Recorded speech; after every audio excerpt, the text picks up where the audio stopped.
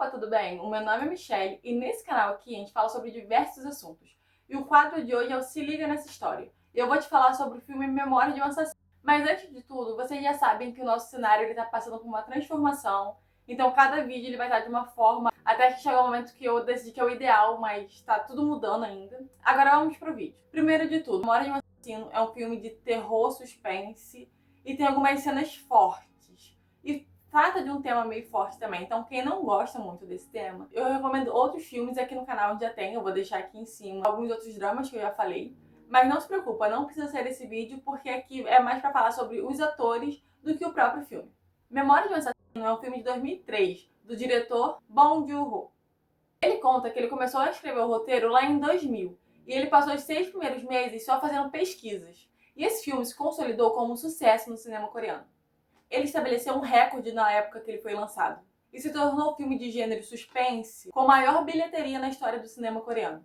E agora falando um pouquinho mesmo sobre o filme, ele se passa lá em 1986, quando uma mulher é encontrada sem vida e com marcas de torturas. Os responsáveis desse caso é o detetive Park Do-man e Cho Yok-woo.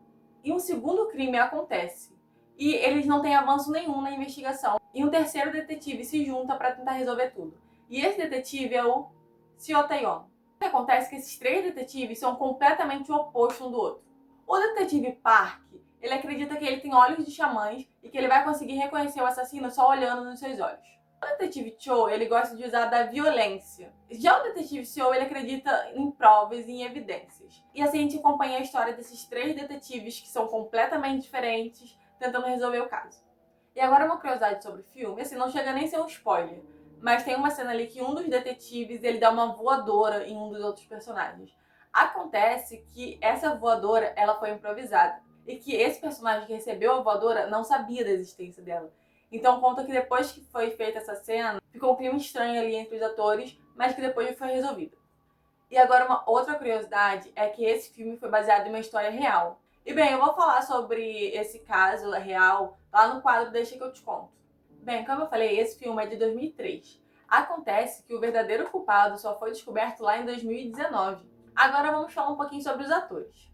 Começando pelo Song Kang-ho.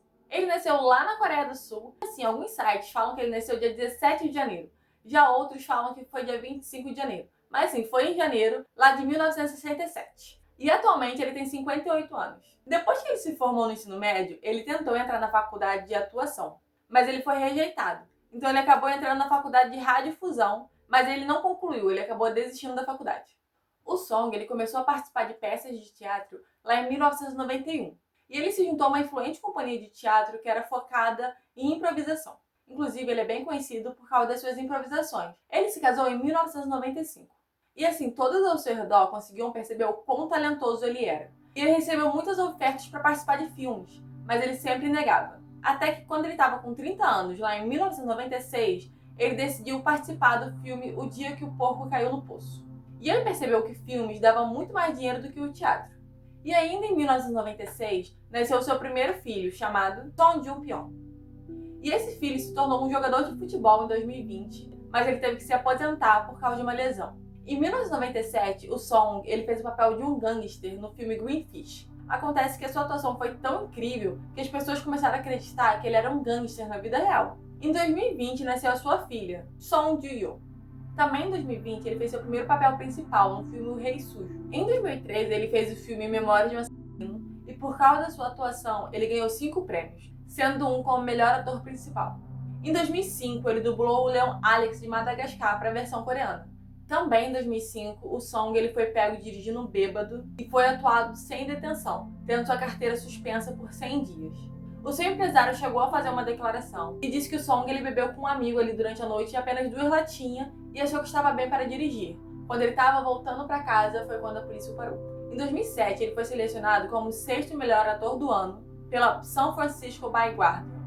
Em 2013, ele estreou seu primeiro filme de língua inglesa, o filme O Expresso da Manhã.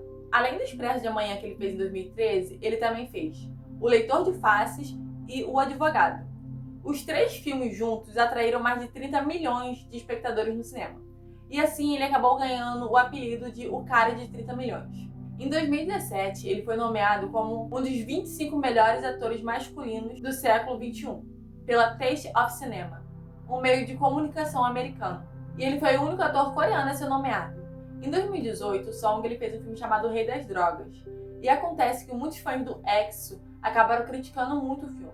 Isso porque O Rei das Drogas lançou no mesmo dia do filme Swing Kids, que é um filme que o Dio, um dos integrantes do EXO, faz papel principal. Bem, vendo todos os comentários, o filho do Song ele fez um post ali no Instagram falando: fãs do EXO, não vamos exagerar com comentários aterrorizantes. Só que acontece que os fãs do EXO não gostaram nem um pouco dessa publicação e começaram a falar mal do filho do Song. E ele rapidamente veio a público pedir desculpas. E na coletiva de imprensa do filme O Rei das Drogas, o Song ele também pediu desculpas em nome dele e do seu filho e também pediu desculpa para todos os fãs de cinema. Em 2022, ele se tornou o primeiro ator coreano a ganhar o prêmio de melhor ator pelo filme Broker no Festival de Cinema de Cannes. Eu falei, que na época que o Song fazia teatro, ele recusou várias vezes fazer filme, mas também depois que ele começou, ele não parou mais. E a sua primeira série que ele participou foi no Tio Sasink, em 2024. Como eu já falei, Memória de um Assassino é do diretor Bong. E acontece que ele e o Song se conheceram muito antes do Song se tornar o grande ator que ele é hoje. Eles se conheceram quando o Song estava fazendo a audição para um filme e o Bong ele era assistente de produção. Acontece que o Song ele não passou nessa audição, mas o Bong chegou para ele e falou que quando tivesse oportunidade, gostaria que os dois trabalhassem juntos. E acontece que um tempo depois, o Bong realmente chamou o Song para participar do seu filme Memória de um Assassino. Só que esse não foi o único filme que o Song participou do Bong. Ele já participou do filme Memória de um Assassino, Jornal Antártico, O Hospedeiro, Expresso da Manhã e Parasita. Agora vamos falar sobre o ator Kim Ho-ha. E olha, foi muito difícil achar coisa sobre esse ator, então a história dele tá pequenininha. Ele nasceu no dia 15 de novembro de 1965, lá na Coreia do Sul. E atualmente ele tem 59 anos.